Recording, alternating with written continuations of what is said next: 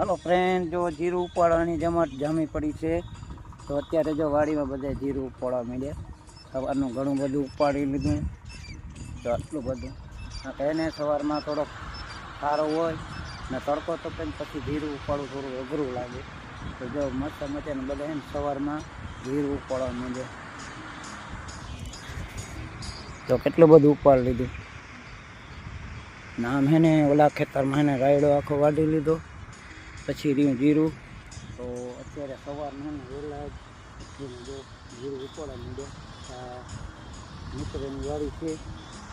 તો અહીંયા છે ને આપણે ટેકો દેવાયા ને જીરું ઉપાડવા આવી ગયા સવારમાં.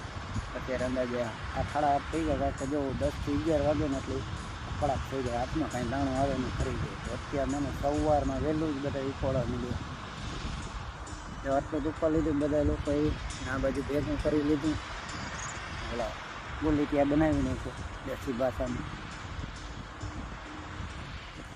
જો દેવડો કાળ હીરાનો થોડો બગડી ગયું. હું તો સારું થઈ ગયું ને આજે આટલું બધું એ ઉપાડવાનું પડ્યું. જો બધા ફૂલ બાકાયદગી કરે છે ઉપાડવામાં. કારણ કે સવારમાં અત્યારે ઉપાડે ને કોઈ જગ્યા સારું નહીં તો સરકારના સમયમાં એને જીરું થઈ જાય.